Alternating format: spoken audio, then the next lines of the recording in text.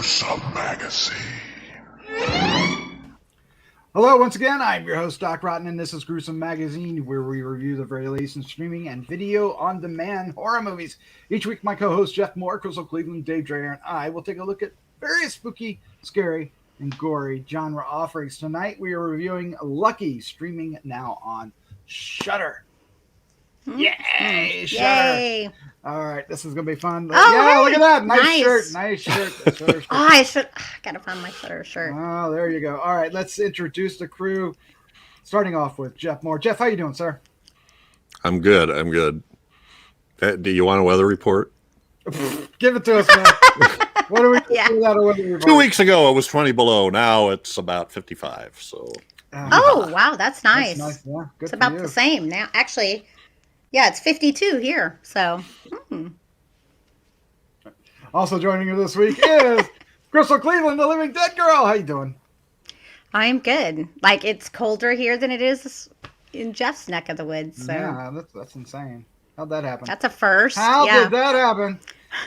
All right, what we're going to do is we're going to take a look at Lucky, streaming now on Shudder. We're going to give our first impressions, then we're going to chat about the movie for a little bit, and then we're going to give our final impressions, our final thoughts, rather, and then our score 1 to 5, and our favorite scene, which is a lot of fun.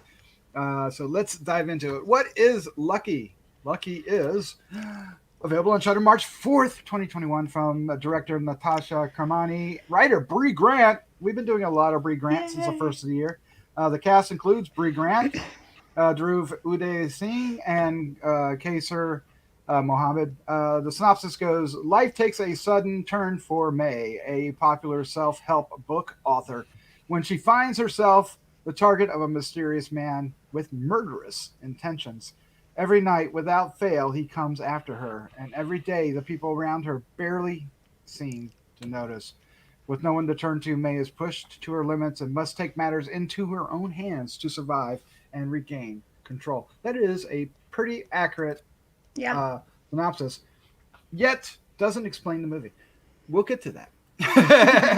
Or maybe it does.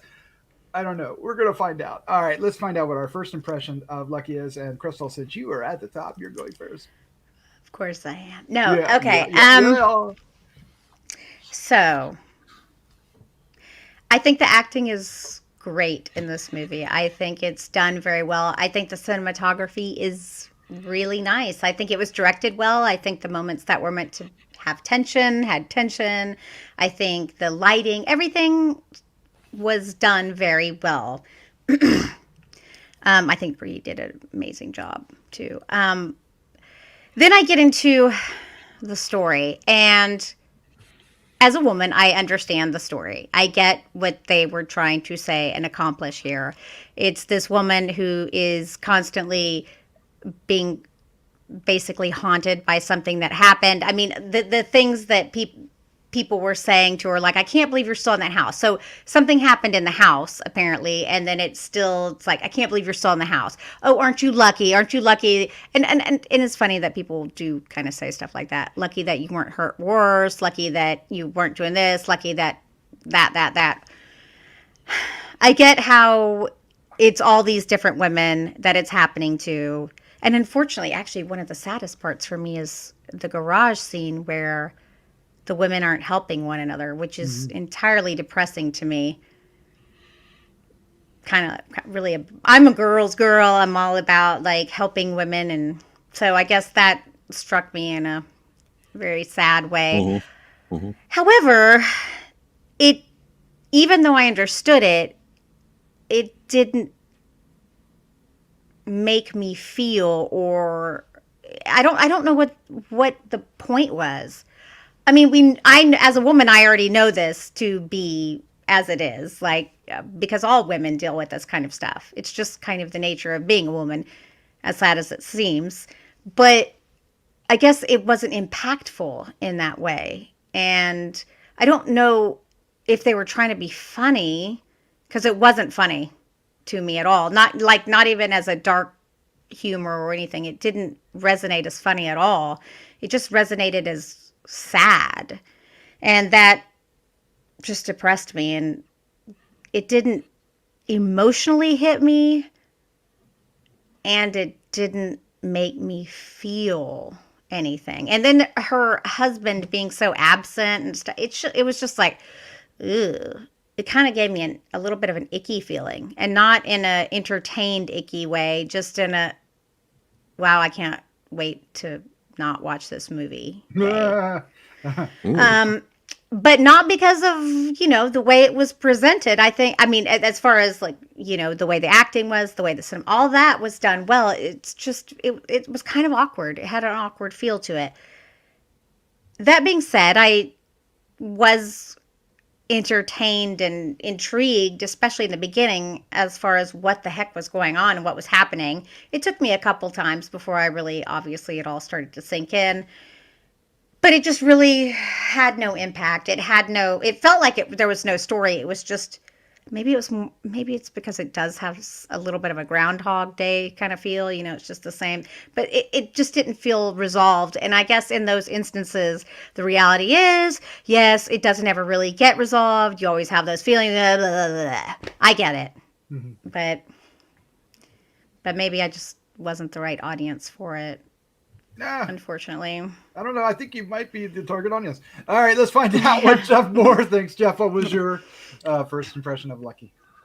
Yeah, so we have seen Brea Grant more than once in the past, and I've always enjoyed her, and I think she does a great job acting. I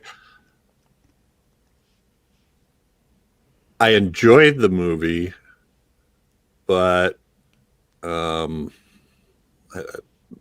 don't know how to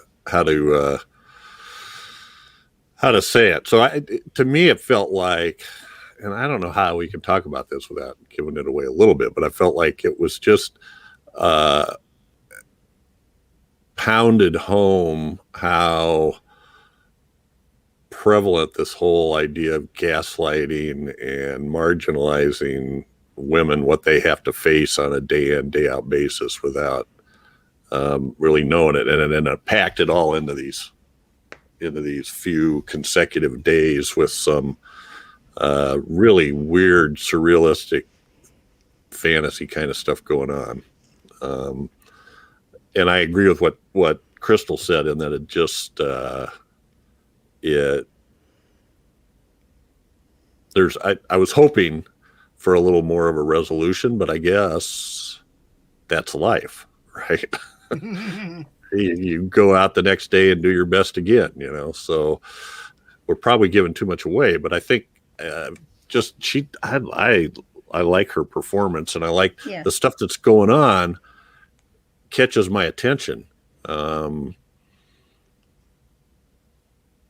Yeah. And that you are, well, she talked about that, and then it's mostly her, but then towards the end it starts to propagate, and you start to see that it's going on all around her, right? It's not just her. So I guess I don't know if I totally understand what she's going at, but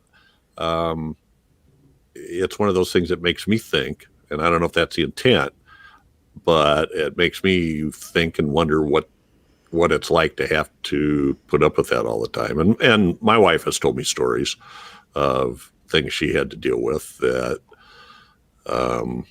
not as drastic as what happens here, but where basically you're marginalized for no other reason than you're a woman, and they think they can just, kind of ignore you and do what they want, kind of thing. So anyway, I enjoyed it, although it's puzzling, right? It's puzzling, and it's maybe a little, I don't know, if I don't really want to call it flat, because there's a fair amount of violence that takes place, but it's not very impactful because it just keeps going over and over again. Anyway, all right. Yeah. I'm going to say something I wish I hadn't said at some point. Yeah, I know you're dancing around something. I kind of have the same impression. I get the message, but it didn't have. I think you used the word impact, and that's what I didn't get the impact, right? I didn't feel it. Understanding it and feeling it. And when you're watching a movie or watching a presentation, you that's an important part of it, of the filmmaking, right? Is you need to be involved, you need to be invested, you need to feel the impact, you need to And a lot of times, characters' growth or arc is that, and I'm not sure Brie Grant's character really gets the arc the film needs. You know, the May character. I mean, she comes to an understanding, but it's it's internalized, right? So it's not really something that has this big emotional impact to really make the message stand out, or the what they're trying to go after. And I was a bit, you know, I think one of the comments I made prior to the show was like, I felt like I wasn't woke enough. I didn't feel like I was into understanding enough of what they were after to get the story. And I don't know if that is me or the movie, right? I don't know if it's me not being Well, on the wrong side, I or if agree the movie with you. itself, right? Mhm. Now, however, like Crystal said, technically this movie is really strong. The direction is really good. Brie Grant is marvelous. She did the Yeah, movie she is. 12-hour shift, which she directed, and that was really Yes. wonderful. And then we're getting ready to do The Stylist, which she's in. Oh Oh, yeah, that looks like Soon. it's going to be amazing. well, she So, was in After Midnight, which just dropped on Shudder too. yeah, After Midnight, and a number of, many other ones too. Anytime you see her, she's worth watching. And she's there. I forget what the name of the movie was where they were in the house. That's not After Midnight, is it? Yeah, it is. Okay, Mhm. yeah, The one where okay. they're in the doorway. There's Yeah. The one all that of them. I didn't like, and I'm the only one that I didn't like it because it's a rom-com to me. It did feel kind of like that, but she was really good. Y'all liked it. I did So like see, it. so the one thing about this movie that is hard for me is I don't like being made to feel this way, but I feel like this movie is one of those movies where, well, if you're a woman, you need to like this movie because it's giving this message. And I feel like it's one of those movies I'm supposed to like because I'm a woman and because it's trying to talk about the woman's plight. Mm-hmm. And unfortunately, I don't. And so me, I'm not going to be one that's going to be told what I'm going to like or what I'm not going to like. But I get that. I mean, she even talks about like considering what she does, how she writes about, self-help books, and she can't help herself. She has like this whole imposter syndrome. I get the movie. I get the concepts. I get what is happening here. So if someone tries to mansplain it to me or womansplain it to me, that's going to be lost on me. The bottom line is it didn't hit home. Right. It didn't hit home. And I think that the people that are going to really like it may be made to feel like they are supposed to like it. Mm. And that's why they want to feel woke. Right. Well, there's plenty in here to like, right? You could latch onto something. The emotional impact of the story, the arcs didn't, and that's usually what I go with. Is did it make me swell or make me scream or fear or something? And it didn't really do any of that. But it didn't bore me. I was never really bored. I was often confused and puzzled. Like, what are you after? What's going on here? What are you? I mean, it felt like there was ambiguous messages, even though I understood what they were after. So, Well, I felt like I felt like it was just really sad because not only obviously she has a distant spouse who is not just distant, but why would someone be married? Why would a woman be married to someone like that who's literally not even there? But also her relationships with her friends are strained, and it's like I get it. She feels very alone, but as a woman, you don't have to feel that way. I feel like she makes herself feel that way, and maybe that's the point. mm-hmm. Okay, Yeah. she pushes people away like her friends and whatever, and tries to do it on her own, and then I realizes think she her book can't do was it on her own. Wasn't that her book, Do It Alone, Yeah. or something like that? Yeah, Yeah. yeah. If And there really was a book, right? So Right. a lot of the stuff I was wondering, like what's actually real and what is like this. What is metaphorical? Do it. He said, but remember, her publicist said, "Do it alone together." So I think that was part of the message. I do think it's a woman, and that part I get and I like. it's just that it just didn't hit me. It didn't. Maybe it's the arc. I wish I could just understand why it didn't resonate. Yeah. Now there are some visual flourishes that I really like. Every time, and I'm I want to talk offline about what it was trying to communicate because I'm fascinated by it. But like every time her and a killer would end up falling down together or landing in similar spots, there was a mirror imagey kind of thing going on between the two that I found very fascinating, and it led me down a road that I don't think they meant to send me down, or maybe they did and I didn't go down far enough. But visually, I found it really interesting that they made that choice over and over again. So there's a scene with a mirror that's, I think, fits what you're talking about too. Yeah. Well, there was like a scene with multiple mirrors, right? Different versions of herself. But but in this case, like, if one of them had their arm up, they both had their arm up. If they were on their side, they were both on their side. If they were, they would always, yeah. I don't want to say too much because I can give something away. But the idea that she didn't know who the person was, and it showed up, and then it started to change over time. I don't know if you guys noticed that. And then everything started to change, like how she noticed the scar on her sister-in-law, and and it started happening during the day, and then people would say the exact same lines, which I found interesting too. And then the singing, the little bursting out singing. It strikes me funny now because it seems so ridiculous. It wasn't, and I think it was meant to be funny, but it wasn't funny in the moment. I was just like, what jerks. Like, maybe it's just that it strikes too close to home for me. Well, and that's why it's not funny. Yeah. Well, see, all that stuff that you're bringing up the time when the paramedics come, and then there's all these different, it's almost like it's not real, right? It's like some kind of screwed up fantasy that she's having, or there's some kind of something going on, I think that is because you don't know, and here's where I go, where I'm not kidding, that's how women get treated. Mm-hmm. It's that outlandish sometimes. I have had instances where it's been that ridiculous. Well, maybe it's not for women. Real. Maybe it's for guys like me that are like going, that friggin' sucks, because if it's not your experience, it's got to kind of be in your face to realize it, I think. Mm-hmm. Maybe that's what the case is. Maybe that's why I'm like, this isn't funny, because it's real. That they would break out into song?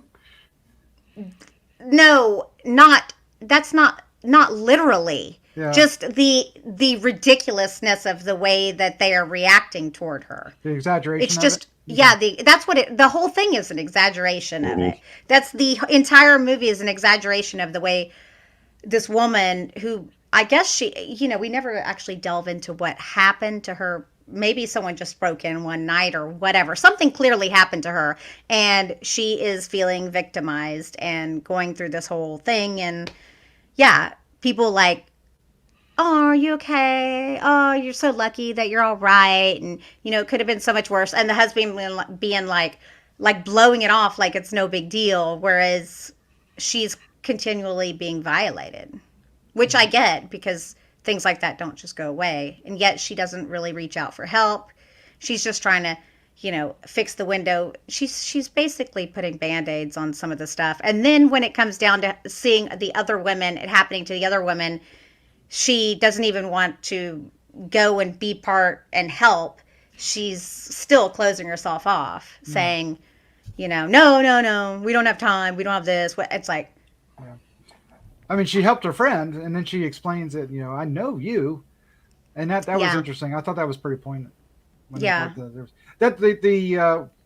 scene that you're bringing up is toward the third act, and they're in a garage, and it's very fascinating what they're doing there. That scene. I will say that scene was one where I was like, this makes me sad. Mm-hmm. But see, that's what I'm saying. The whole movie wasn't. I think it was supposed to be funny, but it's not funny. It just made me sad for women. Mm-hmm. I don't like being sad. No. I'm like, no, I get it. I live it. I totally get it. It's so unfortunate, but yeah, but I'll tell maybe you like Jeff said, the one maybe it's not really for me. the one thing that was funny was Chase Williamson as the paramedic.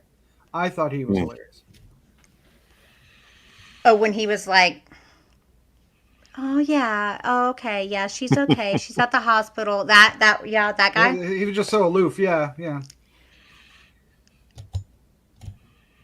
Anyway, Like it's interesting because it's I mean I have dealt with so many. I took a friend to the hospital who was raped and shit. I mean I have seen things like just this whole it's just crazy. I guess that's why I'm like, how when you live it in real life, I guess you really it's not the same. No, I think I don't know. I can't say it's the same thing, but I know that there are certain plot lines and movies and shows and stuff that I don't even want to watch them. They hit too close to home.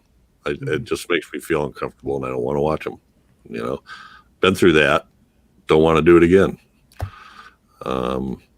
So I don't know if that's kind of what you're talking about or not, but maybe that's what it is. I mean, since I've watched it, I've been racking my brain really over this movie and trying to figure out why I just don't really like it. Like I don't like when I come out with an icky feeling, but maybe that's the point. Maybe we're supposed to have that icky feeling. Maybe it's just supposed to be a message and not an entertaining movie. Yeah. Well, thought-provoking movies can be a thing, right? When you come out of it and it initiates conversation and, Perhaps that's what the point is here. Maybe that's really what it is. I mean, but I already know that. I guess I'm kind of the choir, preaching to the choir. But maybe this hits home with like other people, But I feel like it would be received in the same way. I did like some of the scenes. I did think it was cool. I think the idea of it doesn't, like, I love when she asks her husband, who is it? And he's like, it doesn't matter who it is. And I totally, I mean, there's some interesting concepts here, but I do think it's a very deep movie. Oh, and it seems superficial, but it's not. Right. Yeah. All right. Let's go ahead and wrap this up. Let's give our final thoughts, our score 1 to 5, and our favorite scene for Lucky. But before we do, if you are still watching, we want to thank you for hanging out with us. We hope you're enjoying our reviews. Yes, Jeff, you can do it. If you want to help us out, you can do it for free. You can hit the subscribe button down below, or you can just share with a friend. Those things would help a great deal, and we thank you so much. You want to get a little bit more involved, you smash that bell. I think that's what they say. I don't know. Or the like button. Bell. I don't know where you're pointing now. Or you can leave us some comments. Let us know what you thought of Lucky. We want to hear. Like, subscribe, bell. There you go. There you go. Jeff, so smart. In the know. All right. We want to thank really quick our patrons over at Patreon, who without their help, we would not be able to do our Gruesome Magazine podcast along with Horror News Radio, Decades of Horror, and Heroes and Droids. I mean, literally, we put out a show each weekday, and many weeks we do the weekends as well. It's insane. So we hope you are enjoying all those shows. Wow. All right, let's get into this. Let's find out what our final thoughts, our score, and favorite scene are. And Crystal, you are up first. Okay.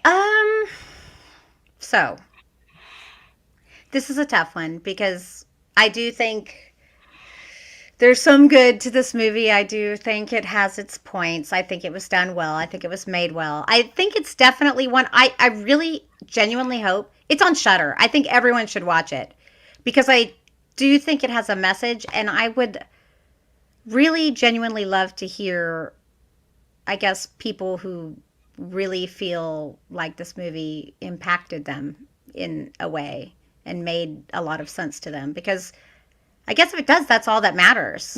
I mean, It's kind of weird. It's going to take you a few minutes to get into it, but once you do, it is entertaining. It's not. I really am just more. I guess maybe it did its job. Maybe I feel more about it than I realize. So, I'm going to give it a 2.75. Oh, okay, nice. Yeah, and ooh, I love the first actual fight scene, like the fight scene. I think she did a great job. Like I think it was really fun too, and it was high intensity. So I really enjoyed that first fight. There's a few scenes that I really enjoyed, but that one I was like, yeah, get him. So that was fun. That was good. Yeah. That was good. All right, Jeff Mohr, you're up next. Your final thoughts, your score, and your favorite scene. So this fits right in that category of I liked it, but it's not. I'm still. I don't know. You might ask me again in 6 months, and I might change it, or give it a higher score. But I'm going to give this a 3. And for me, and I hope I'm not sounding like I'm mansplaining because it's just for me. But I felt like it was sort of like all of this stuff packed into one person going over and over and over again until it was all the same person, anyway. And the way that she had to continually fight to get over that. But my favorite scene, and I don't know if I can say this, it's fairly early that this happens, but when they get woke up at night and the thing happens, and then the husband just goes, "Oh, well, that's yes, I know. I was like, because wait, every what? night does that, and I'm like, okay, Yeah. now I'm interested. What the hell's going on here?" Mm-hmm. Yeah, and the fact that she didn't know it, and it was right. like, well, what's going on here? How come she doesn't know? Well, now you're doing this again. Yep. Oof. All right. Yeah. So there is a lot to like and unpack about this movie. And Brea Grant. Yeah. Oh, Brea Grant yeah. this. And, Yes, for sure. I suspect, one thing I like about our comments, and I encourage people to comment in the comment section, is that when we don't like something, other people will like it. When we like something, other people come on there and say, "Man, that wasn't good. What are you thinking?" And it's just the subjective nature of movies. It's an art, right? And it will reach some people and it won't reach others. For me, I'm on the losing end of this one. I didn't get it. I was a little more lost than anything. And it might be that I was looking for a different arc, a different story. It just didn't connect. I don't know. But like I said, Brea Grant is magnetic in this. She really does carry this film. And it's her, right? It focuses on her. It's never not on her. And she does a great job. She really is becoming quite the indie powerhouse over the past few years. And I encourage her to keep going because she's on to something. Yes. Oh, yeah. And I do have a lot of respect for this film, but it just didn't connect with me. And 2.5 is what I'm giving it, and that's almost all on the concept and Brea. I really liked Brea Grant in this. So my favorite scene, I'm going to say it's the scene in the garage. When she starts a car and she looks up and she's in the garage, and we know that the garage is something because it's been a repeating point in the story, in the dialogue, and then it all plays out. Oh, in the parking garage. The parking garage, right? Yeah. The parking garage, Yeah. And then it all plays out, and you get the idea of what this is. What this is. The whole ordeal has done to her, right? And how she's affected, and not only her, right? All these other people are suddenly involved as well, and it's really fascinating. It's handled really well. It's disorienting in an entertaining way, right? It's not a diss. It's really meant to be that way, and it's effective. It kind of goes off the rails after that, but I really like that part of it. I thought it was really doing something special. Other than that, it's the fights between her and the mass killer were all handled extraordinarily well, and her her growing acknowledgement of it and figuring out how to deal with it. And then, you know, like she's trying to tie the guy up and get with rope and duct tape. And when she goes to grab him, turns around, he's gone. You know, the look on her face is classic. So great stuff there. Yeah, it's just, I think there's, there'll be people that really enjoy it, not me. Sorry. Oh, I totally, and that's, I really hope that for this, because I do think there's something to this. I just, it certainly is a film festival film. You really get the impression that you know, in a film festival, this thing would really connect to a crowd and people would love it. Yeah, could be. All right, well, there you go. That's our review for Lucky. It's out on Shudder now, so check it out and let us know what you think. Jeff, Crystals, thank you for joining me tonight. This was a fun discussion, as always. So you're welcome. Appreciate it. Thank you. Thanks for having us. Good night. Always fun. Good night.